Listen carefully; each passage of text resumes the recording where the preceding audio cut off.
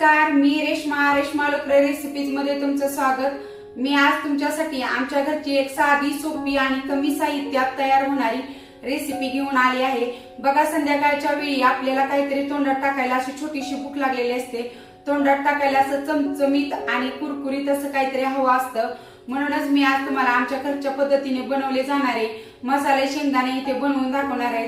हे शेंगदाण्यामध्ये आपण एक थेंबही तेलाचा वापर करणार नाही, त्यामुळे हे शेंगदाणे तुम्ही डाएटला देखील खाऊ शकता। यामध्ये जास्त मसाले वापरले नाहीत, त्यामुळे तुम्ही हे उपवासासाठी सुद्धा खाऊ शकता। बघा, आता आषाढी एकादशी येते, तेव्हा देखील तुम्ही हे असे मसाले शेंगदाणे बनवून खाऊ शकता। चला तर वेळ न घालवता रेसिपीला सुरुवात करूया। मसाला शेंगदाणा बनवण्यासाठी मी असे मोठे मोठे लालसर रंगाचे शेंगदाणे असतात बघा, ह्याला लातूर शेंगदाणा किंवा सोलापुरी शेंगदाणा म्हणतात।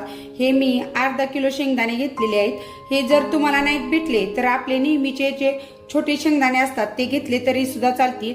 इथं आपण चवीनुसार मीठ वापरणार आहोत, अर्ध्या लिंबाचा रस घेतलेला आहे आणि 1 चमचा तिखट मिरची पावडर घेतलेली आहे। इथे मी गॅस चालू करून त्याच्यावरती असा पॅन ठेवलेला आहे आणि या पॅन मध्येच आपण शेंगदाणे भाजून घ्यायचे। हे शेंगदाणे अगदी मंद आचेवर आपण भाजायचे आहेत। मी गॅसची फ्लेम ही एकदम मंद ठेवलेली आहे आणि आपल्याला मंद गॅसवरतीच हे शेंगदाणे भाजून घ्यायचे आहेत। आपले शेंगदाणे मंद गॅसवर भाजतायत तोपर्यंत आपण काय करायचं, एका वाटीमध्ये मी 4 चमचे पाणी घेतलेले आहे, त्याच्यामध्ये जे आपण घेतलेलं मीठ आहे ते घालायचं। इथं मी साधारणतः चमचा ते 1.5 चमचा मीठ घेतलेला आहे। जो आपण लिंबाचा रस घेतलेला आहे तो देखील ह्याच्यामध्ये घालायचा आणि जी मिरची पावडर घेतलेली आहे तिखट तीही ह्याच्यामध्ये घालायची आणि हे छान ह्याच्यामध्ये असं मिक्स करून घ्यायचं। आणि हे बघा, ह्याच्यामध्ये मीठ छान विरघळलेलं आहे। यापेक्षा जास्त पाणी घेऊ नका, नाहीतर शेंगदाणे जास्त ओलसर होतात आणि भाजायला नंतर खूप वेळ लागतो।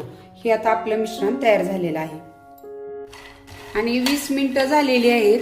हे शेंगदाणे मी मंद आचेवर असे छान भाजून घेतले।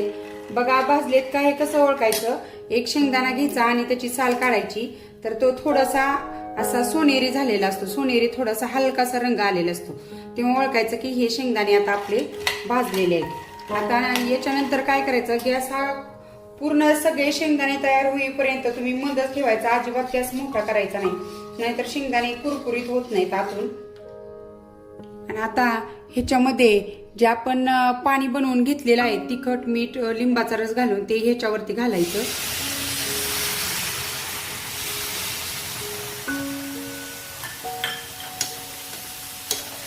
आणि हे चांगलं असं हलवून घ्यायचं। आणि नंतर आणखीन आपल्याला हे शेंगदाणे चांगले कुरकुरीत होईपर्यंत भाजून घ्यायचे। आता हे शेंगदाणे मी उपवासासाठी म्हणून ह्याच्यामध्ये फक्त तिखट मिरची पावडर आणि मीठ घातलेलं आहे। तुम्हाला जर अशीच एरवी खाण्यासाठी जर बनवायचे असेल तर काय करा, त्याच्यामध्ये चाट मसाला जिरे पावडर घातली तरी सुद्धा चालते। बघा, जशी उष्णता लागेल तसे शेंगदाणे कोरडे पडायला सुरुवात होते आणि पूर्ण कुरकुरीत होईपर्यंत आता आपल्याला आणखीन मंद गॅसवर हे भाजून घ्यायचे।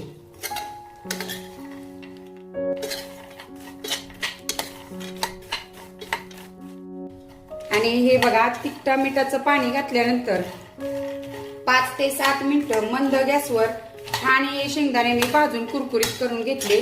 आणि असे हे आपले साधे सोपे मसाले शेंगदाणे पण तोंडाला चव आणणारे तयार झालेले आहेत। आता गॅस बंद करून हे आपण काढून घेऊया। आणि हे बघा, आता आवाजावरूनच कळेल तुम्हाला हे कुरकुरीत झाले।